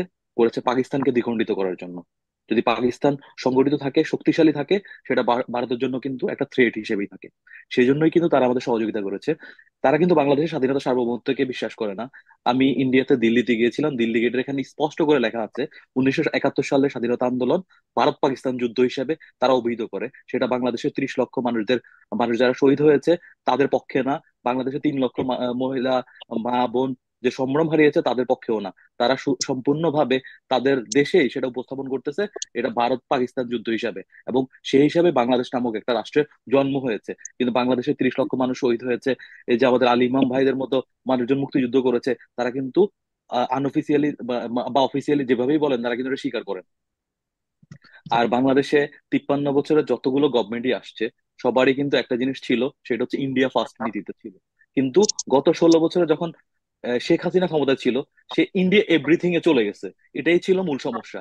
এখন ইন্ডিয়ার একটা কলোনি বানাই ফেলছিল বাংলাদেশকে। হঠাৎ করে যখন তারা দেখলো যে বাংলাদেশ আর তাদের কবজায় নাই, এখন তো তাদের মধ্যে একটা আপনার এক ধরনের উষ্মা প্রকাশ করতেছে তারা এই জন্যই মূলত। কারণ হচ্ছে গিয়ে 16 বছর যাবত তারা বাংলাদেশকে শোষণ করে গিয়েছিল। আনঅফিসিয়ালি তাদের অঙ্গরাজ্য না ভেবেও অঙ্গরাজ্যের মতো কাজ চালিয়ে গিয়েছে। আমরা করিডোর দিয়েছি একেবারে কম মূল্যে। আমরা তাদের কাছ থেকে অস্ত্র কিনেছি, যে অস্ত্রগুলো ইন্ডিয়াতেই আপনার, যে সেসব অস্ত্রের কোনো চাহিদা নাই, সেসব অস্ত্র আমাদেরকে গুছিয়ে দেওয়া হয়েছে। কারণ হচ্ছে আমাদের শেখ হাসিনা তথাকথিত তৎকালীন প্রধানমন্ত্রী, তিনি বলেছিলেন যে ইন্ডিয়াকে আমরা যা দিয়েছি সেটা তারা সারা জীবন মনে রাখবে। এখন আমরাও বলতে চাই, ইন্ডিয়াকে আমরা শেখ হাসিনাকে দিয়ে দিয়েছি, তারাও এটা সারা জীবন মনে রাখবে। কারণ হচ্ছে গিয়ে শেখ হাসিনা তাদের হয়ে আমাদের বাংলাদেশে কাজ করেছে। আমরা শেষ পর্যন্ত সেটা বাংলাদেশের মানুষ প্রথম থেকে সেটা বুঝতে পেরেছিল। কিন্তু একটা সংগ্রাম, একটা আন্দোলন 16 বছর থেকে দাবিত হতে হতে সেটা জুলাই আন্দোলন হিসেবে 36শে জুলাই আমরা একটা মুক্তি পেয়েছিলাম। আমার সেই সাথে আমার স্মরণ করতে হয় আমাদের প্রয়াত বাংলাদেশের বিনির্মাণে যার অবদান সবচেয়ে অনেক বেশি ছিল, সেটা হচ্ছে শেরে বাংলা একে ফজলুল হক। তিনি তখন বলেছিলেন, কলকাতার দাদারা যখন আমার প্রশংসা সূচক বাক্য বা বলবে আমার সম্পর্কে, তখন বুঝবেন আমি দেশ বিরোধী কোনো ষড়যন্ত্রে লিপ্ত। এখন দেখবেন ইন্ডিয়ার দাদারা প্রতিনিয়ত আমাদের বিরুদ্ধে কথা বলছে। তার মানে আমাদের সরকার এবং প্রশাসন দেশের পক্ষে আছে। দেশের পক্ষে আছে বলেই তাদের এত গাত্র জ্বালা হচ্ছে।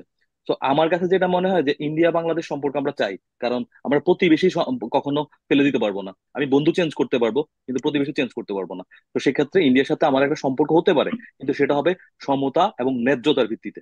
আমার অধিকার, সবকিছু আমার সবকিছু ঠিক থাকতে হবে। তারপরেই আমরা ওই শেখ হাসিনার মতো সবকিছু দিয়ে সম্পর্ক করতে চাই না। আমি একটা স্বাধীন সার্বভৌমত্ব দেশ, আমার সবকিছু থাকতে হবে ন্যায় এবং নীতির পক্ষে এবং বাংলাদেশের জনগণের পক্ষে। আমি ইন্ডিয়ার প্রেসিডেন্ট, প্রধানমন্ত্রী ছিল না শেখ হাসিনা, ছিল বাংলাদেশের। তো এখানে বাংলাদেশ প্রায়োরিটি পাওয়া উচিত ছিল। কিন্তু অতীতে তারা যেটা করে গেছে সেটাতে বাংলাদেশের অধিকার একেবারেই ক্ষুণ্ণ ছিল। এখন সে কারণেই তারা হচ্ছে গিয়ে অনেক বেশি উষ্মা প্রকাশ করতেছে। তাদের মিডিয়া বাংলাদেশের চট্টগ্রাম দখল করে নিবে, রংপুর দখল করে নিবে বলে যে প্রোপাগান্ডা ছড়াচ্ছে। এটা আসলে প্রোপাগান্ডা ছাড়া আমার কাছে কিছুই মনে হচ্ছে না। কারণ ইন্ডিয়া এতটা শক্তিশালী এখনো হয় নাই যে বাংলাদেশকে তারা 5 মিনিটে 7 মিনিটে ধ্বংস করে দিবে। ওই ধরনের কোনো প্রেক্ষাপট আমি আপাতত দেখছি না। তার একটাই কারণ, সেটা হচ্ছে গিয়ে ইন্ডিয়ার দুই পাশে দুই শক্তিশালী প্রতিবেশী রয়েছে, সেটা হচ্ছে পাকিস্তান এবং চীন।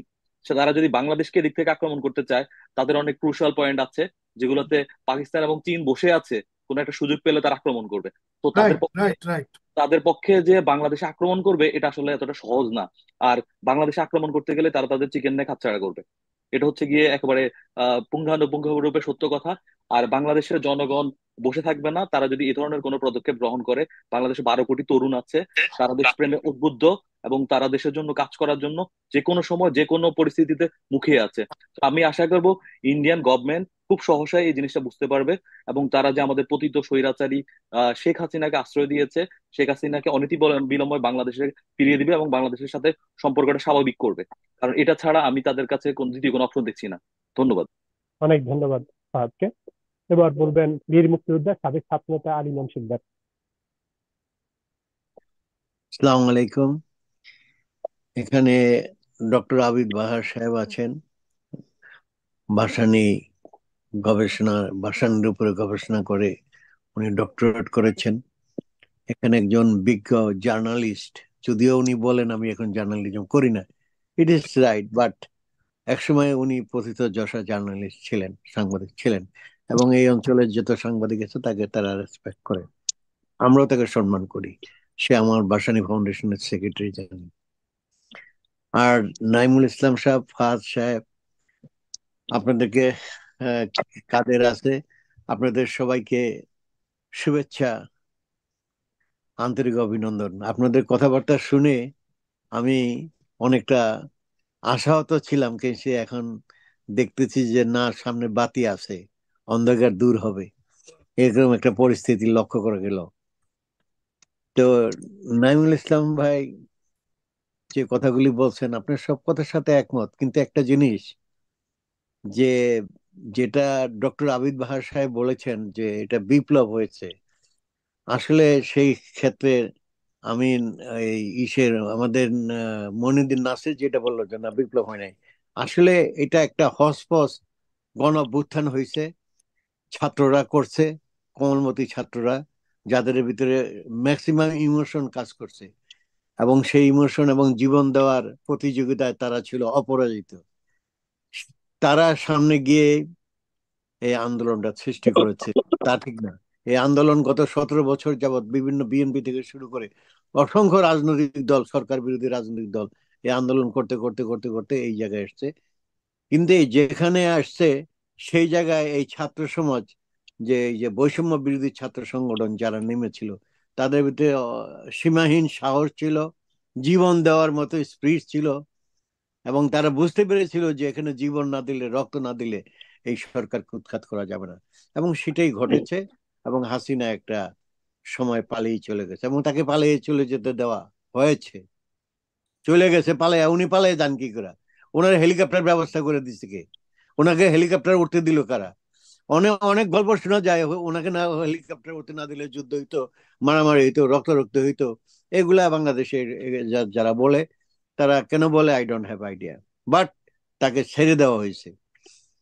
যেটা নাসির বললো যে ওবায়দুল কাদের কেন, ওদের সমস্ত মন্ত্রীরাই আশঙ্কা করছে যে হাসিনা চলে গেলে, লেডি হিটলার বিদায় হইলে পরে বহুত লোক মারা যাবে, কিন্তু কার্যত ক্যান্টনমেন্টে এদেরকে জায়গা দিছে। 650 মন্ত্রী এমপি সহ এদেরকে ক্যান্টনমেন্টে জায়গা দিছে কি কারণে? হোয়াই? তাদেরকে ক্যান্টনমেন্টে জায়গা দেওয়ার কথা না, তাদেরকে তো জনগণের কাছে বের করে দেওয়া উচিত ছিল, জনগণের সামনে দেওয়া উচিত ছিল। জনগণ will decide what they will do. Anyway, আমরা কারো হত্যা হত্যা বা খুন খারাপি এগুলো আমরা চাই না এবং পছন্দ করি না, রাজনৈতিক ভাবে এগুলো গ্রহণযোগ্য না। কিন্তু যে যে অপরাধ করছে সেই অপরাধের বিচার হওয়া দরকার। এখন ভারতের সাথে বাংলাদেশের কি সম্পর্ক? আমি একজন মুক্তিযোদ্ধা হিসেবে বলবো যে আমরা মুক্তিযুদ্ধ করতে গেছিলাম ভারতে। আমরা মূলত, আমি মেঘালয় ছিলাম, ত্রিপুরা ছিলাম, তারপরে সুনামুরা ছিলাম, বিভিন্ন জায়গায় আমরা ট্রেনিং নিয়ে গেছিলাম। তো ওখানে মূলত পাহাড় পর্বত যে সমস্ত জঙ্গল টঙ্গল আছে, এগুলো জঙ্গল টঙ্গল পরিষ্কার করা হয়েছে আমাদেরকে দিয়া। আমরা ওখানে কষ্টকর জীবন যাপন করছি। কিন্তু একটা জিনিস সেখানে আমরা যেটা লক্ষ্য করছি ওই যুদ্ধের সময়, যেমন একটা ঘটনা আপনাকে আমি বলি, আজকে জীবিত আছে নিউজ পত্রিকার মালিক রাশেদ খান মেননের ভাই, ছোট ভাই বাদল ভাই। উনি তখন মেলাগড়ের দায়িত্বে ছিলেন। মেজর হায়দার তখন 2 দিন না 3 দিনের জন্য বাহিরে গেছেন, আমি তখন মেলাগড় ক্যাম্পে। এটা খুবই মানে টাচি জিনিস, এটা আমি জীবনে কোনোদিন বলবো না। হঠাৎ একদিন বাদল ভাই আমাকে ডাকলো, ডেকে বললো যে বাবা আলিমাম, তুমি তোমার নাম ঠিকানা পরিবর্তন করে তাড়াতাড়ি এখনই অস্ত্র নিয়ে চলে যাও, নাহলে তোমরা আটকা পড়ে যাবা। ওই সময় আবার মান্নান ভুঁইয়াকে শিবপুরে কমান্ডো বাহিনী পাঠাইছে ভারত থেকে, মান্নান ভুঁইয়াকে গ্রেপ্তার করার, নিয়ে আসার জন্য। তো আমাদের এই অবস্থা দেখে আমি তাড়াতাড়ি নাম ঠিকানা পরিবর্তন করে তারপর দিলে আমাদেরকে ওই দিনকেই অস্ত্র টস্ত্র দিয়ে মনতলা ক্যাম্প হয়ে আমাদেরকে একটা লোক দিয়ে দিল আমাদেরকে গাইড করে নিয়ে আসার জন্য। আমরা চলে ঢুকে ঢুকে গেলাম। কিন্তু যতক্ষণ পর্যন্ত বাংলাদেশে না ঢুকছি ততক্ষণ পর্যন্ত ভয়ে ছিলাম, পাকিস্তানিদের ভয় না, ভারতীয় এবং আওয়ামী লীগের যে মুজিব বাহিনী ওদের ভয়ে ছিলাম যে কখন জানি আইসা রাস্তা থেকে আমাদেরকে আটকায় দেয় এবং আমাদেরকে নিয়ে মেরে ফেলে। এমন একটা ভয়ের মধ্য দিয়ে আমরা বাংলাদেশে ঢুকছি। যাই হোক, তো সে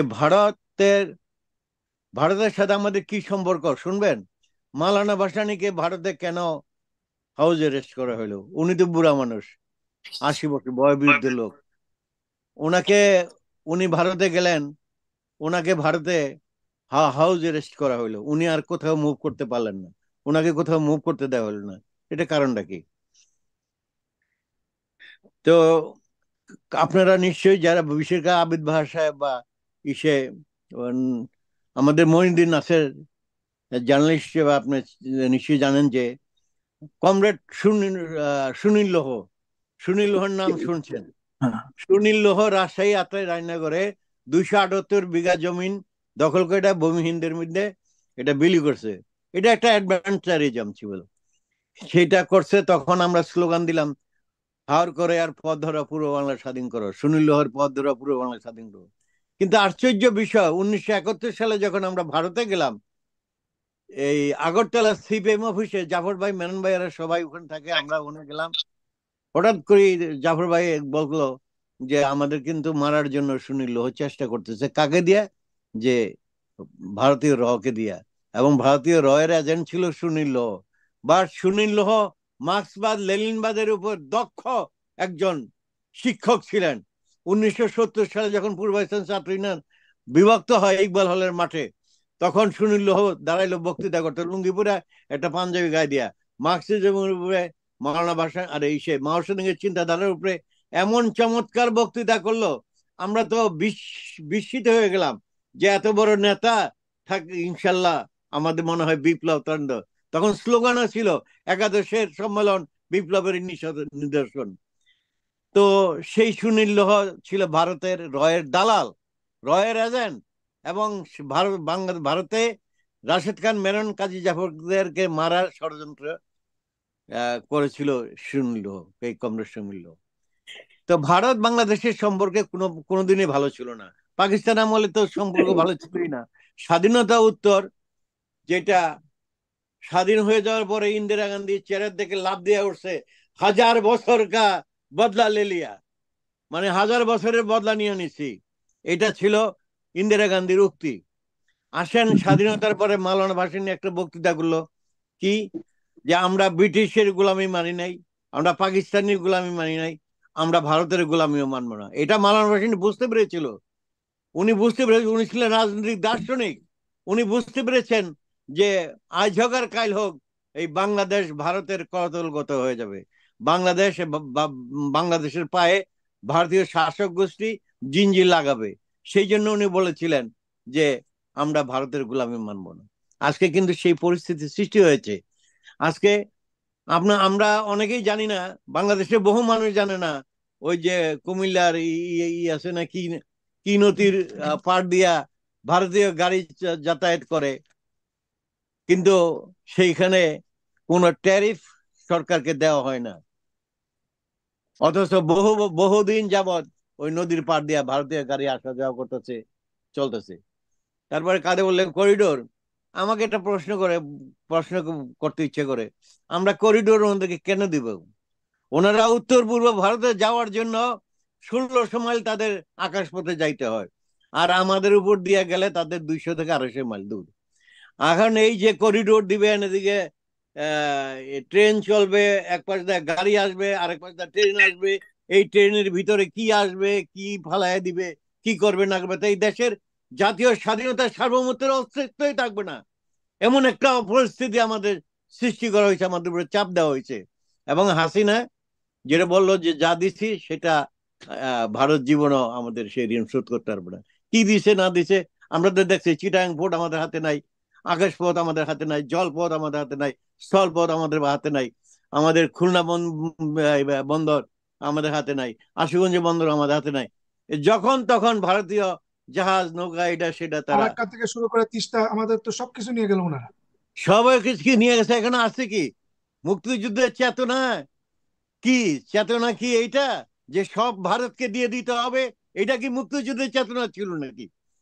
তা আজকে বাংলাদেশের ইয়াং তাজা ছেলেপেলেরা যারা দাঁড়াইছে তাদেরকে বুঝতে হবে যে ডক্টর ইউনূসকে সামনে রেখা আজকে যারা এখনই নির্বাচন চায়, এখনই ক্ষমতা চায়, তারা বাংলাদেশের বন্ধু না, তারা হচ্ছে আওয়ামী লীগের বন্ধু। আজকে মির্জা ফখরুল ইসলামের কথার কারণে, বিএনপির স্ট্যান্ডের কারণে আজকে আওয়ামী লীগ রাস্তায় নামতে সাহস পায়, অথচ আওয়ামী লীগ রাস্তায় নামার কথা না। সেই দিন ডক্টর ইউনূস, সারা পৃথিবীর মানুষ ডক্টর ইউনূসকে দেখলে দাঁড়িয়ে যায়, আর ডক্টর ইউনূস সম্পর্কে যা ইচ্ছা তাই তারা বলতেছে। এই সমস্ত অপপ্রচার এগুলো হইতেছে, এগুলো সব ভারতে করতেছি। আমি বলবো যে ও তিতাস নদীর পাড় দিয়া শেখ হাসিনা ক্ষমতা আসার বছর দেড়েক আগেই পরেই তিতাসিনী পার দিয়া ভারতীয় গাড়ি যাওয়া আসা করছে এবং কোন টেরিটরি কিছু দিতে হয় না। আসেন 2008 সালের নির্বাচন, নবম জাতীয় সংসদ নির্বাচনের কথা মনে আছে আপনাদের? কি হয়েছিল? সুজাতা সেন কি করছিল পররাষ্ট্র সচিব? জোর করে রুমে ঢুকে গেছে। আমার দেশে ইলেকশনে হু দা হেল ইউ আর, তুই কে? ভারতের পররাষ্ট্র সচিব তুই, তুই আমার দেশের এই গোপনীয় বৈঠকের মধ্যে তুই ঢোকার কে? এবং he came without passport, without visa. He don't have a visa, he don't have a passport. এবং একটা পাকিস্তান যখন ছিল তখন পূর্ব পাকিস্তানের সীমান্ত এলাকায় হাজার হাজার কোটি টাকা খরচ করতে ভারত। এখন তো একটা লাঠি নিয়ে তার বিএসএফ পাহারা দেয়, তাদের কোনো পয়সাপাতি খরচ করতে হয় না। তারা বছরে $12 বিলিয়ন তারা ইনকাম করে। এটা একটা লুটের দেশ পাইছে, এখানে তারা লুটপাট করে $12 বিলিয়ন। এখন সেই লুটপাট যদি তারা মনে করে যে এটা আমাদের দরকার নাই, এটা ভালো, আমাদের সাথে সম্পর্ক রাখেন না। আর আমাদের সাথে সম্পর্ক রাখতে হলে ওই কি স্বামী স্ত্রীর সম্পর্ক এইসব ভুলে যান। আপনার স্ত্রী আপনার কাছে গেছে গা, আপনি তো আসেনি ওখানে, তো আপনারা কি করবেন সেটা করেন। এখানে এটা বাংলাদেশ, এই বাংলাদেশের মানুষ ব্রিটিশের বিরুদ্ধে লড়াই করছে, পাকিস্তানের বিরুদ্ধে লড়াই করছে। আমরা আপনাদের যে আমাদের মঈনুদ্দিন নাসির সাহেব বললো যে আমরা নাগাল্যান্ডে ঢুকবো, আমরা সেভেন সিস্টারে ঢুকবো। যুদ্ধ যদি বাইরে যায় পুরা ভারতের কোথায় কোথায় বাঙালিরা যাবে, বাঙালি যুবকরা যাবে, ইউ নেভার নো। মোদির সময় শেষ। আজকে এমন একটা পরিস্থিতিতে আমি বলবো যে এই ভারতীয় আগ্রাসনের বিরুদ্ধে আমরা সারা জীবন স্লোগান দিছি। 1972 সাল দিছি, সিকিম নয়, ভুটান নয়, এদেশে বাংলাদেশ। আজও এই স্লোগান আমাদের দিতে হচ্ছে। আজও আমরা শঙ্কিত আমার দেশের স্বাধীনতার সার্বভৌমত্ব নিয়ে। তো সেই জন্য যারা আন্দোলন করে ক্ষমতায় পরিবর্তন করছে তাদেরকে আমরা অভিনন্দন জানাই, কিন্তু তাদের বুঝতে হবে তারা রাষ্ট্র পরিচালনায় দক্ষ না, তারা অনভিজ্ঞ। রাষ্ট্র পরিচালনায় যারা দক্ষ তাদেরকে সামনে দেওয়া উচিত। আর রাষ্ট্র পরিচালনার নামে এখন ওই যে এই সমস্ত শরীরটা হচ্ছে আওয়ামী লীগ আর মাথাটা হচ্ছে ডক্টর ইউনূস, এটা হলে হবে না। তো এখন এটা সময় দিতে হবে, আস্তে আস্তে সংস্কার করতে হবে। এখানে প্রচুর সমস্ত পুলিশ আর্মি সবই তো আর আওয়ামী লীগ। আওয়ামী লীগ সব না হইলে পরে এদেরকে এই 650 আওয়ামী লীগের নেতা মন্ত্রীরা জায়গা দিল ক্যান্টনমেন্টের ভিতরে, হাসিনাকে ছাইড়া দিল, পালায় চলে যেতে দিল। শুধু এটা কি বাংলাদেশের জনগণের ক্ষোভ হাসিনার উপরে? তাদের কোনো ক্ষোভ নাই। লুটপাটকে শুধু বাংলাদেশের জনগণের উপরে চালিয়েছে, নির্যাতন, গুম, খুন, রাহাজানি, এগুলা কি লেডি হিটলার বাংলাদেশের জনগণের উপরে করছে? তাদের আত্মীয় স্বজন নাই এর মধ্যে? তো সেই জন্য আজকে এই কাদের এই আন্দোলনের সাথে এখানে সম্পৃক্ত, এবং যখনই আমাকে ডাকে আমি যাই, এবং he is a very good boy. এই জায়গায় তার দেশপ্রেম নিয়ে কোনো প্রশ্ন নাই। সে ওই আগামীকাল ইন্ডিয়ান হাই কমিশনে ঘেরাও করতে যাবে, এবং আমি মনে করি এটা করা উচিত। এখানে বিএনপি কি করে? ঘোড়া ঘাস কাটে? কি করে? তাদের কাজটা কি? এখানে আওয়ামী লীগ মিটিং করে, মিছিল করে, ওই করে, বিএনপি রেখে ঘুমায়। তাদেরকে ক্ষমতাটা দিয়ে দেন। হ্যাঁ, ক্ষমতা চায়, ওদের ক্ষমতা মধ্যে চায়, কোনো তারা এখানে কিচ্ছু করে না। আওয়ামী লীগ মিছিল করতেছে, যা ইচ্ছে তাই করতেছে, দে আর ডুইং নাথিং, তারা কিচ্ছু আর করে না। আর বিএনপি আজকে কি আজকে জিয়াউর ইন্ডিয়ান রহমানের এমবাসিতে কাদেরকে কেন অর্গানাইজ করতে হয়? এখানে বিএনপি নাই, তাহলে তো ডাক দিতে পারে, আসেন আমরা গিয়ে প্রতিবাদ করি। আমরা তো ইন্ডিয়ান এমবাসি আক্রমণ করতে যাবো না, আমরা যাবো প্রতিবাদ করতে, যে আমাদের জাতীয় স্বাধীনতার সার্বভৌমত্বের উপরে তোমরা হস্তক্ষেপ করবে না। প্রতিবেশী হিসেবে তোমাদেরকে সম্মান করি, তোমরা আমাদেরকে সম্মান করবা, সমমর্যাদার ভিত্তিতে কথা হবে, তাহলে তোমাদের সাথে সম্পর্ক থাকবে। তোমরা চট্টগ্রাম দখল করবা, হুমকি দাও, বাংলাদেশ থাকবে না, হুমকি দাও, আজে বাজে কথাবার্তা বলতেছে ওদের মিডিয়া। এই সমস্ত হুমকি দুকি বন্ধ হবে। বেশি বাড়াবাড়ি করলে তোমাদের সেভেন সিস্টার আই জোগার কাইল হোক। মৌলানা ভাসানী বলে গেছে ইন্দিরা গান্ধী, তোমার এই বিশাল ভারত থাকবে না, এই বিশাল ভারত একদিন খান খান হয়ে যাবে। আমি বলি ইমাম ভাই একটু একটা কথা অ্যাড করতে চাই। না, এই যে আমি শেষ সেটা করে এক মিনিট আমি বলি বাংলাদেশ যেই জিও পলিটিক্সের যেই অবস্থানে আছে, এখানে চীন, এখানে পাকিস্তান, এখানে চতুর্দিকে হচ্ছে ভারত, তিন দিকে ভারত, একদিকে বঙ্গোপসাগর। আমার দেশের স্বাধীনতার সার্বভৌমত্ব শত্রু হচ্ছে ভারত। যদি ভারত শত্রু না হয় তাহলে বঙ্গোপসাগরে হাঙ্গর কুমির আমার দেশের স্বাধীনতা সার্বভৌমত্বের উপর আক্রমণ করবে না। আর যদি তারা এখানে আসে তাহলে চীন চীন বসে থাকবে না, পাকিস্তানে বসে থাকবে না। কারণ কেউ কারো টেরিটরির উপর আক্রমণ করবে, এটা চীন বরদাস্ত করবে না, পাকিস্তানও বরদাস্ত করবে না, আর আমরাও বরদাস্ত করবো না। আমরা ব্রিটিশ বিরোধী আন্দোলনের স্বদেশী আন্দোলন আমরা করছি, এই মালুরা করে নাই। I am sorry for language, ওরা করে নাই, করছি আমরা। আমরা করছি, আমাদের লোকজনরা রক্ত রক্ত দিছে, জীবন দিছে। সো এই জন্য আজকে যেটা দরকার সেটা হচ্ছে ভারত বিরোধী দিয়ে তা নয়, ভারতের কাছ থেকে ন্যায্য হিস্সা বুঝে পাইতে হবে। এবং ভারতের সাথে যত অসম চুক্তি হয়েছে, 7 দফা গোপন চুক্তি হয়েছিল 1972 সালে, 25 বছর ব্যাপী অসম বাণিজ্য চুক্তি হয়েছে, তারপরে হাসিনাকে নিয়ে যত চুক্তিপত্র যা কিছু হয়েছে এগুলা সব ঘোষণা দিয়ে বাতিল করতে হবে। এটা ডাক্তার ইউনূসের প্রতি আমাদের আহ্বান। সমগ্র জাতিকে আহ্বান করব ডক্টর ইউনূসের পিছনে ঐক্যবদ্ধভাবে দাঁড়ানোর জন্য। তাহলে আমাদের জাতীয় স্বাধীনতা সার্বভৌমত্ব অটুট থাকবে, তা নাহলে বাংলাদেশ হেরে যাবে। অনেক এবং ধন্যবাদ বীর থ্যাংক ইউ। মুক্তিযোদ্ধাদেরকে। আর আচ্ছা, আমি ডক্টর আবিদ আমি ভাই কিছু করতে চাইছিলেন। জি জি জি আমি আলী ইমাম ভাইয়ের কথার সাথে অ্যাড করতে চাই। আজকে যেহেতু ইন্ডিয়া বাংলাদেশ সম্পর্কের উপর সেমিনারটা, আপনারা জানেন ইসকন যে এই বাংলাদেশের পতাকার উপর তাদের ওই গেরুয়া পতাকা টাঙাই দিছে, ওইটা ত্রিপুরা ত্রিপুরা ত্রিপুরা কনসুলেটর অফিসে, না না না না, চিটাঙে না চিটাঙে কনসুলেটর, আপনার ত্রিপুরা কনসুলেটর করছে এটা। আচ্ছা, চিটাঙে যেটা করছে ওইটার বিরুদ্ধে একজন চিটাঙের বিএনপি নেতা একটা কোর্টে কেস করছে। ওইটার প্রতিবাদে ওই লোককে তারেক সাহেব এক্সপেল করছে বিএনপি থেকে। আপনি কোথায় কি বলবেন আর? মানে ওরা ভারতকে নাখুশি করতে চায় না বিএনপি। এটাই তো আজকের টপিক। এই এখন লোকটাকে দরকার হচ্ছে ডক্টর ইউনূস প্রেসিডেন্ট আর বেগম খালেদা জিয়াকে প্রাইম মিনিস্টার করে দেশ চালানো। তারেক ফারেক বাদ এক্স্যাক্টলি। দেন, ওই এটাই হ্যাঁ মাসুম বাচ্চা, ও কিছুই হ্যাঁ, বোঝে ওরা না। ওরা দুইটা জিনিস পছন্দ করে না বিএনপি। একটা হইছে আপনার ইসলামিক সিস্টেম পছন্দ করে না, আর একটা হইছে ভারতকে খুশি রাখতে চায়। তার হ্যাঁ, মানে এই এই দুটাই তো বিপ্লবের এগেইনস্টে। এখন যদি আমাকে সময় দেন আরেকটু বলার জন্য, আমরা ভাই আমি চেষ্টা করছি কন্টিনিউ করব। সংক্ষেপে বলবো। আচ্ছা, এই নেহেরু ডক্ট্রিন বলে একটা শব্দ আছে, অথবা ইন্ডিয়া রাইট ডক্ট্রিন। রাইট। এইটার মূল উদ্দেশ্য হচ্ছে 1947-এ স্বাধীনতা হওয়ার পর, এই ইন্ডিয়া স্বাধীন, বাংলাদেশ পাকিস্তান স্বাধীন হওয়ার পরে নেহেরু একটা স্টেটমেন্ট দিছিল, ওইটাকে নেহেরু ডক্ট্রিন বলে।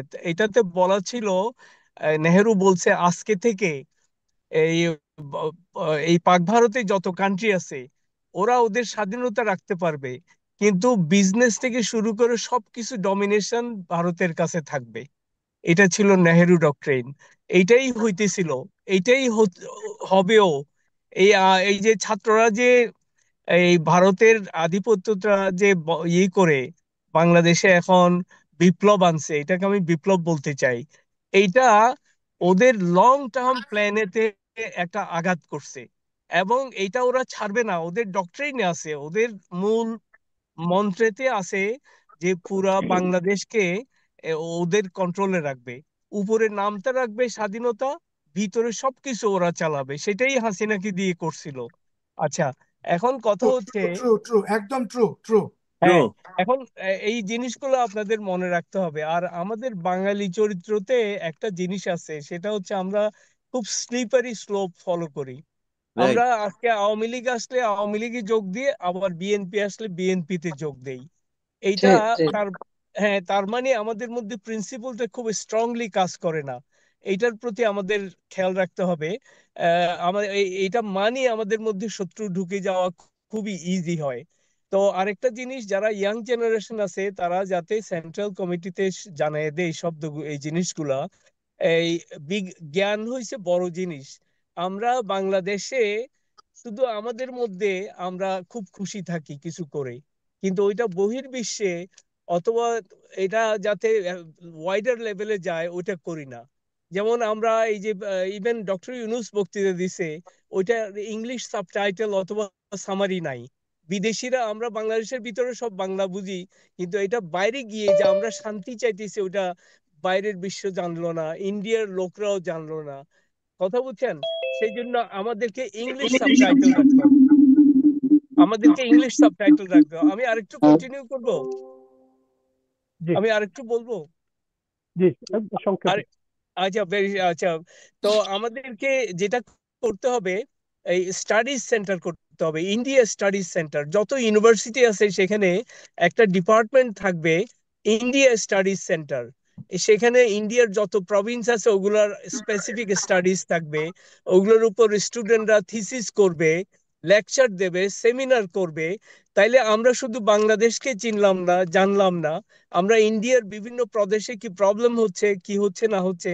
যেমন আমি একটা বড় স্টাডি করেছি, প্রায় 20 পৃষ্ঠার মতো টাইপড। ওটা হচ্ছে আসামের বিভিন্ন এই যে 7 জন সিস্টার বলে, ওদের প্রত্যেকটা সিস্টারের উপরে আমি স্টাডি করেছি কি হচ্ছে না হচ্ছে। তাইলে আমরা যদি আমাদের মাথা যদি ওদের মধ্যে ঢুকে দিতে পারি, this is a way of. আচ্ছা, তো আহ, আমার কথা প্রায় শেষ। আরেকটা কথা বলে আমি শেষ করতেছি। ট্রাম্পের কিন্তু যে এফবিআই আর সিআইএ তে ওরা ইন্ডিয়ার লোক ঢুকাইছে। এখন এটা নিয়েও সতর্ক থাকতে হবে। আচ্ছা, অনেক এই যে ধন্যবাদ ডক্টর আমি এক মিনিট একটা শেষ আবিদ করতেছি, একটা বাহারকে। একটা বিষয়, এক জি মিনিট একটু শেষ করতেছি। এই যে আপনার এখন বাংলাদেশের অবস্থা যেটা চিন্তা করতেছি, অবস্থা যেটা চলছে, সেটা দেখে মনে হচ্ছে যে বাংলাদেশ আগামী 2025 সালের মধ্যে নির্বাচন সম্পূর্ণ করতে চায় এবং নির্বাচন করে তারা চলে যেতে চায় এই এই সরকার। এখন দায়িত্বটা কার, এই সরকারের না এই যে যারা বিপ্লব বা বলেন বা সংগ্রাম বলেন বা বৈষম্য বিরোধী আন্দোলন বলেন, সেটা তারা যারা করেছে তারা আহ, ইয়ে করবে। এখন আমাদের আবিদ ভাই বলছেন যে এটা বিপ্লব। আমি বিপ্লব যদি হয় তাহলে এই যে প্রশ্নগুলি আসছে সেই প্রশ্নগুলি আসতো না। যেমন বিপ্লব যদি হয় তাহলে মির্জা ফখরুল আলমগীর অস্ট্রেলিয়ায় যাইয়া ভারতীয় মিশনে যেত না। বিপ্লব যদি হয় তাহলে তারা অন্যান্য বিএনপির যে সমস্ত লোকগুলি তারা বিএনপির সাথে বসে কমফোর্ট ফিল করতো না। কাজেই বিপ্লব এখানে হয় না। বিপ্লব করার জন্য বা দীর্ঘমেয়াদী পরিবর্তনের ইম্প্যাক্ট ফেলার জন্য যেটা করা উচিত সেটা হচ্ছে যে continuous dialogue with the people, not circle, study circle. Study circle is this is also essential. Study circle এটা আপার লেভেলে বা ইয়ে লেভেলে, কিন্তু পিপলের ভিতরে আলোচনা হতে হবে। যেমন আমাদের মৌলানা ভাসানী করতো ঠুলি বৈঠক, ঠুলি বৈঠকের আয়োজন করতে হবে, যে বাংলাদেশটাকে মানুষগুলোকে, গ্রামের মানুষগুলোকে, সাধারণ মানুষগুলোকে এই এই দায়িত্বটা কারা পালন করবে? যারা ইয়াং, যারা এই আন্দোলন করেছে তারা। এখন তাদের উচিত সংঘবদ্ধ হওয়া, একটা বেসিক একটা ইয়ের উপরে সেটা দাঁড় করানো যে আমরা কি করতে চাই। না হলে তো এগুলি আলোচনায় থেকে যাবে। এগুলি আলটিমেটলি যেভাবে এগুচ্ছে জিনিসগুলো সেভাবে সেভাবে মনে হয় না যে আলটিমেট যেটা আমরা অ্যাচিভ করতে চাই সে সেটা সম্ভবপর হবে। তবে একটা জিনিস আপনাকে বলে রাখি, তারেক জিয়াকে ভারত কিন্তু বিশ্বাস করে না। তারেক জিয়াকে ভারত ব্যবহার করতে চায়, এটা আমি বারবার বলে দিচ্ছি। তাকে, ওনাকেও পোষানো হয়েছে কথাটা। কারণ ভারত সে, তারেক জিয়া বৈঠক করেছে দুবাইতে গিয়া সেই পাকিস্তানের দাউদের সাথে, দাউদ এবং মানে তার ছোটা শাকিলের সাথে। এগুলো কিন্তু ভারত জানে। যেদিন পরিবর্তন হয়েছে, হাসিনা ক্ষমতায় আসছে, শেখ হাসিনা, সেদিন সব পত্রিকাতে ভারতের এই তারেক জিয়ার দাউদ ইব্রাহিমের সাথে বৈঠকের খবর বেরিয়েছে। যে ব্যক্তি ভারতের সব প্রধান শত্রু দাউদ ইব্রাহিমের সাথে বৈঠক করে, সেই ব্যক্তিকে ভারত কোনোদিনই বিশ্বাস করবে না। যেটা করবে সেটা হবে ভারতের স্বার্থে তাকে ব্যবহার করা। এই হচ্ছে আমার শেষ কথা। ধন্যবাদ। আমরা একবারে শেষ পর্যায়ে নাইমার ইসলাম যদি কিছু যোগ করতে চান আমরা শেষ করবো।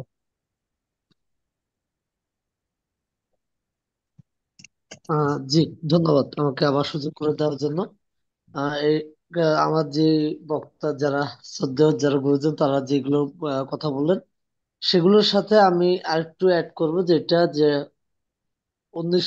স্বাধীনতা 53 বছর বয়সও বা 1971 সালে যে ইতিহাস, আমরা হয়তোবা তখন তার আমরা হইনি, তখন আমরা পরবর্তী আমরা ইতিহাসটা বই পড়ে বা বিভিন্ন ভাবে আমরা জেনেছি আমাদের বাবা দাদা তাদের মাধ্যমে। কিন্তু আমরা যদি দেখি যে ভারতের যে আগ্রাসনটা, মানে আমরা বা আমার যে এজ, আমার বয়সের বড় হওয়া বুঝ হওয়ার পর থেকেই দেখতেছি ভারতের আগ্রাসন। সেটা যদি আমি দেখি, আমার ফিলানি হত্যা, আমার বোন ফিলানি হত্যা কিভাবে নির্মম ভাবে কাঁটাতারে ঝুলিয়ে হত্যা করেছিল তখন। এবং লাস্ট আমার ভাই 2019 সালে আবরার ফাহাদ, তার কথা হয়তো আমরা সবাই মনে আছে আমাদের। আবরার ফাহাদকে নির্মম ভাবে পিটিয়ে হত্যা করে। কি কারণে? ভারত বিরোধী না, তিস্তার ফারাক একটা ন্যায্য হিসেবে নিয়ে একটা পোস্ট করার জন্য, ফারাক্কা আমাদের ইস্যু নিয়ে পোস্ট করার জন্য তাকে নির্মম ভাবে পিটিয়ে হত্যা করে।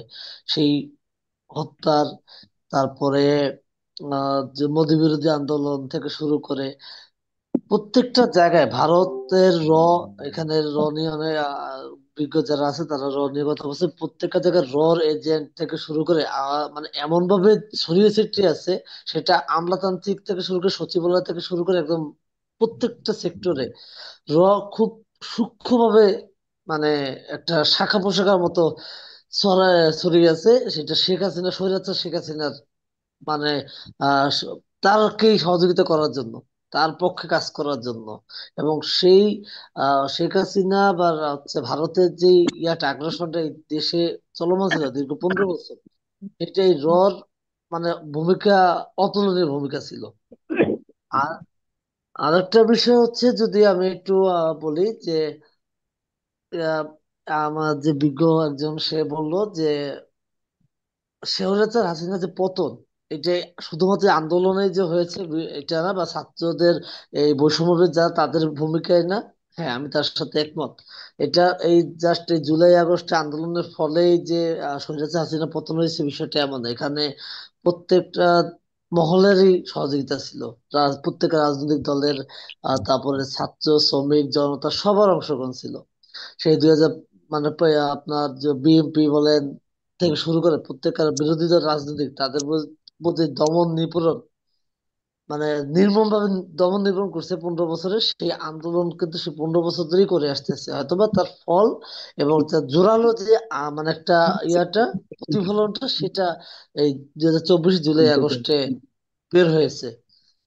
আর হচ্ছে মানবিক বাংলাদেশের, যদি আমি বলি, মানবিক বাংলাদেশ বাস্তবায়ন পরিষদের পক্ষ থেকে আমি শুধু এইটুকুই বলবো, একটি মানবিক বাংলাদেশ করতে হবে আমাদেরকে সকলে ঐক্যবদ্ধ হয়ে, যেখানে সমতা থাকবে, ন্যায্য হিসাব থাকবে, সাম্য, মানবিক সামাজিক সুবিচার থাকবে, সবার সমান অধিকার থাকবে। সেটা আমলাতান্ত্রিক থেকে শুরু করে সকল ক্ষেত্রে মানুষের যে মৌলিক চাহিদা সেটা নিশ্চিত করতে হবে। যে তাহলে আমরা যদি সকলে এইগুলো নিয়ে কাজ করি এবং ঐক্যবদ্ধ ভাবে কাজ করতে পারি, তাহলে একটি মানবিক বাংলাদেশ প্রতিষ্ঠা করা সম্ভব। যা বলে আজকে আমার মানে বলা এই পর্যন্ত। ধন্যবাদ। জি, অনেক ধন্যবাদ নাইমুল ইসলাম, চলো বেশ, আব্দুল কাদের, ডক্টর আবিদ বাহার, মনিরুদ্দিন নাসের, আলিম শিকদার এবং ফাহাদ হোসেন। আপনাদের সবাইকে ধন্যবাদ। আজ শোনা আমরা যায় না কিছুই। ভালো থাকবেন, সুস্থ থাকবেন, নিরাপদ থাকবেন। সবাইকে থ্যাংক ধন্যবাদ। ইউ। আমি আমি আসসালামু একটু আলাইকুম। মানে শেয়ার করতে চাই এখানে। আমি অসংখ্য ধন্যবাদ জানাচ্ছি আমাদের প্রফেসর ডক্টর আবিদ স্যার। উনি অনেক কষ্ট করে অনেক কিছুর বাধা মধ্য থেকে উনি আমাদের সাথে জয়েন করেছেন। সেই সাথে আমাদের ফ্রিডম ফাইটার আমার শ্রদ্ধেয় স্যার আলী ইমাম ভাই, নাসের ভাই এবং আমার ভাই, মানবিক পরিষদের, বাংলাদেশের পরিষদের একজন সংগঠন। তো আহ, আপনারা সবাই ভালো থাকবেন। এবং সেই সাথে সেলিম ভাই, আপনি হচ্ছেন আমাদের কমিউনিটির একটা role model. Thank you so much. এবং আপনার মাধ্যমে যে আমরা যে কথাগুলো বলতে পারছি, আমরা শেয়ার করছি, এতে করে আমরা আপনার কাছে অনেক কৃতজ্ঞ এবং ধন্যবাদ। এবং আপনি আমাদের কমিটিতে যে পরিমাণ কন্ট্রিবিউট করে যাচ্ছেন, এবং আমরা এই জন্য আমরা অনেক নিজেকে ধন্যবাদ দিচ্ছি। ধন্যবাদ আপনাকে। জি, ধন্যবাদ।